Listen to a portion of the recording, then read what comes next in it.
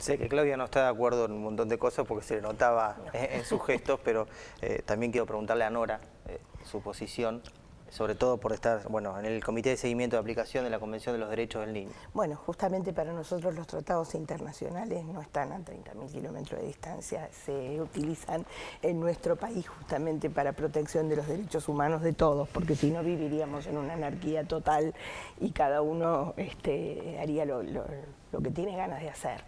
Pero yo voy a hacer una reflexión que tiene que ver con la impunidad, con esto de que salen, entran. 3 cuestiones. La primera, la mujer de un gobernador mata al marido, adulta, mayor de edad, mata al marido. Todavía está sin condena y la internaron en una clínica psiquiátrica por las dudas que estaba loca. Yo no creo concretamente que vaya a cumplir condena de prisión efectiva.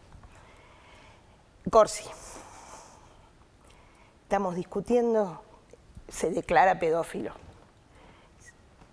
Hace juicio abreviado y están discutiendo si le van a dar 3 años o 1, o un mes, porque ya cumplió no sé qué. Graci, pedófilo declarado, 15 años de condena efectiva. Todavía estamos pidiendo, por favor, que lo metan preso para que los chicos no se encuentren por la calle con él.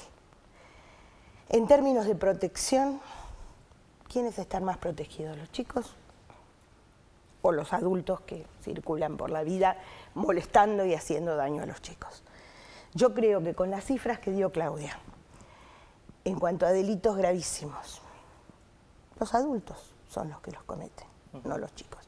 Si vamos a penalizar los chicos, cada vez más chicos, 7 años, después pongámoslos en el jardín de infantes, porque en total los vamos a penalizar igual.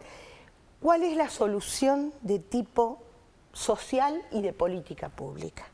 ¿Por qué no pensamos en eso en vez de pensar en abrir más cárceles, institutos de menores? Si sabemos que el 80% de la población carcelaria de la provincia de Buenos Aires proviene de institutos de menores.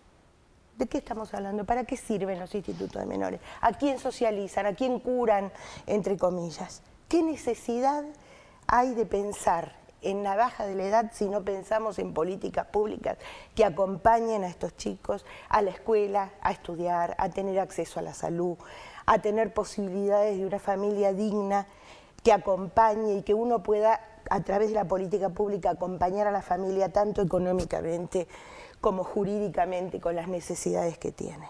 Entonces, si empezamos a pensar desde una cabeza más amplia, en primero la política pública, primero sostener a estos chicos que son los acusados siempre de cometer delitos, los pobres, los que no tienen dónde estar, porque a esos son los que se penalizan. Esos son los chicos que sufren castigo. Es mentira que no se penalizan. Están en institutos de menores años y años y años y años, esperando a ver que a algún juez se le ocurra, porque se olvidan después, los meten ahí y después se olvidan de los pibes, no existen más. Entonces los pibes hacen actos en contra de su persona muchas veces, se cortan, se lastiman, para que alguien cualquiera les dé bolilla. En la provincia de Buenos Aires llevan un chico de La Plata y lo ponen en Bahía Blanca o en Mar del Plata, o al revés. Entonces después dicen, no, este no tiene familia, no tiene solución, no tiene familia porque la familia no tiene plata para ir a verlo, con lo cual se pierde el contacto familiar. Entonces yo digo, en vez de pensar tanto en bajar, en imputabilidad en otros países, ¿por qué no pensamos en políticas públicas para sostener a estos chicos que pueden estar con cierta vulnerabilidad? Me parece que la discusión tiene que empezar por ahí. Y después hablemos de penalizar no sé, el 5% o menos, que realmente necesita un sistema penal adecuado, que no necesariamente es una cárcel, no necesariamente es una cárcel, hay una cantidad enorme de medidas alternativas a la privación de libertad, pero de distinto tipo, educativas, de reparación del daño, de una cantidad de instrumentos de pena que se aplican en todos estos países que dice el doctor. Y yo quisiera saber en Costa Rica, por ejemplo, cuántos chicos de 12 años hay dentro del sistema penal. Porque hasta hace 4 o 5 años no había ninguno. Porque tienen una ley que tiene dentro de la misma ley alternativas. Entonces, ahí ya la discusión es otra. Porque si vamos a penalizar solo para meter presos, sí, seguro que no nos van a enganchar a las cárceles. Ahora, una cosa es hablar de la penalización y otra cosa es la responsabilidad de los chicos. Este chico en particular tiene que hacerse responsable por lo que hizo. Eso no quiere decir que tenga que ir preso. Es diferente el tema de responsabilidad por el acto que comete a la pena que uno le da. Y si hay que meterlo o no en el sistema penal. El sistema penal no sirve para estos chicos. No sirve. Pero ¿por qué no empezamos a aplicar el sistema penal bien aplicado en los adultos? Me parece que ese es el ejemplo para los chicos. Está clarito. Claudia, escribiste un libro, estoy a ver si en la 2, en la 4, en la 4 creo, ¿no? Va a ser más fácil. Aquí está La vida como castigo, los casos de adolescentes condenados a prisión perpetua en Argentina. El recorrido, y me imagino por los casos, te dejará clara alguna situación y quería que me la cuentes, no para que me cuentes el libro, porque hay que leerlo. A la próxima. Pero básicamente también, ¿qué conclusión te deja todo este recorrido? Sí, si me permitís, yo quisiera no dejar pasar un dato, sí. Con todo respeto, doctor, perdónenme si parezco engreída, pero no es cierto. Pero digo, no es cierto, bueno, pero es mi pensamiento, no es cierto que en nuestro país la edad de punibilidad esté establecida a los 18 años. No es cierto, ese dato no es real. Y justamente de lo que hablo en ese libro es de un montón de adolescentes que han sido, insisto, condenados a prisión perpetua por delitos cometidos a los 16 y 17 años. Y como ellos hay un montón de adolescentes condenados a 15, 20, 10, 25, 30 años. Entonces no podemos discutir sobre la base de datos falsos. Lo otro es que es cierto, en el libro, en la última página, las últimas páginas está, eso, digamos, todos los límites de edad en todos los países del mundo, como usted reflejó, salvo en el de Argentina. Tal vez olvidó decir que en Estados Unidos hasta hace poco también se los condenaba a muerte, sí, a los menores de 18 años, lo cual podría también para usted ser ejemplificador. Para mí es un caso de barbarie. Estados Unidos es precisamente el único país del mundo, el único, que no ha firmado la Convención sobre los Derechos del Niño, tal vez porque les parezca que es una convención extragaláctica.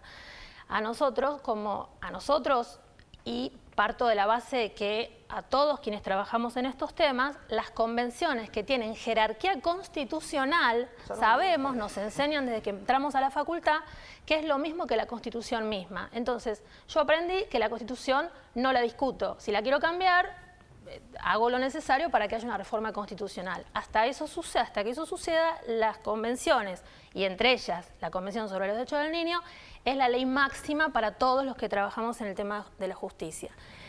Y por último, hay organismos que se ocupan de esto, y de eso también habla el libro, por ejemplo, el Comité sobre los Derechos del Niño de Naciones Unidas, que nosotros como país aceptamos su, intervención en temáticas que tienen que ver con estas cuestiones. Y como usted bien dice, la Convención sobre los Derechos del Niño no establece una edad mínima de responsabilidad penal. Lo único que dice es que todas las personas menores de 18 años serán entendidas como niños. Todos nos ponemos de acuerdo en que se consideran un niño. Pero después dice, cada país fija la edad que quiere. Es verdad, hay países que la tienen en 7 años, otros que la tienen en 10, otros que la tienen en 12. Lo que sí dice el Comité sobre los Derechos del Niño cuando habla de este tema es que esta variación de las edades mínimas, dice, varían desde un nivel muy bajo de 7 u 8 años hasta un encomiable máximo de 14 a 16 o 16 años. Es decir, los expertos en este tema de Naciones Unidas que trabajan sobre la aplicación de la Convención nos están diciendo, hay países que ponen la edad mínima bajísima y ellos recomiendan elevarla por lo menos a 12 años, y países que la tienen en un nivel encomiable de 14 a 16. Si nosotros la tenemos en una edad que se está diciendo que es encomiable, entonces no hay necesidad. Pero además, quiero insistir en esto, no resuelve nada.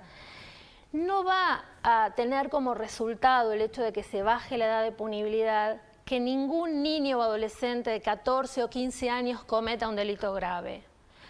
Y si se baja la edad de punibilidad a 14, como es por ejemplo en España, es probable que un niño de 13 años cometa un delito grave. Y entonces la respuesta nuevamente, la discusión será, ¿la bajamos a 12? yo no quiero perder tiempo buscando, pero hace pocos años en España hubo un hecho gravísimo de un grupo de adolescentes, entre los que había un niño de 13 que violó a una niña. Un caso horrible, terrible por donde lo miren. Y la discusión se planteó en esos términos. Algunos planteaban, tenemos que bajar la edad de punibilidad a los 12 años porque en este caso un niño de 13 cometió un delito. Lo que hay que explicarle a la gente es que si, aunque así se hiciera, para ese caso la baja de edad no correría. Claro, porque no es retroactiva. Porque no es retroactiva una ley penal. Entonces es falso que ante cada hecho grave se plantee la baja de la edad porque, por supuesto, las víctimas de ese hecho concreto, como en este momento los familiares de los dos jóvenes adolescentes que fallecieron en este caso, plantean queremos justicia, pero lo que hay que ser honesto y explicarles que aunque mañana la edad de punibilidad bajara a 14 años, no se aplicaría a este chico. Entonces, la discusión tiene que darse sobre otros parámetros. Bueno, tenemos que plantearnos, el doctor dice, las cárceles están llenas. Bueno, hay que recordar que están llenas en parte porque un 25% de las personas que están ahí son inocentes. No tendrían que estar en la cárcel. Y eso, usted es abogado penalista, lo sabe mejor que yo, a los 3, 4 años de que cumplen pena, resulta que un juez le dice, mire, discúlpenos, usted era inocente, la policía instruyó mal el caso, le armaron una causa, no hay testigos, váyase a su casa. Esos son datos duros, no los estoy planteando yo desde un dogma. Surgen de la información que brinda la Suprema Corte de la Provincia de Buenos Aires. Todos los años, un 25% de personas que pasaron 1 año, 2, 3, 4 presos con prisión preventiva en la provincia de Buenos Aires salen declarados absueltos. Entonces, no es que haya pocas cárceles, es que dentro de las cárceles hay gente que no debería estar cumpliendo prisión preventiva. Porque las cárceles deberían solo existir para las personas que purgan una condena. Una vez atravesado un proceso penal y declarada su culpabilidad y siendo condenados, van a la cárcel. No puede ser un lugar para alojar personas que muchas de las cuales después resultan inocentes, y mucho menos en el caso de adolescentes.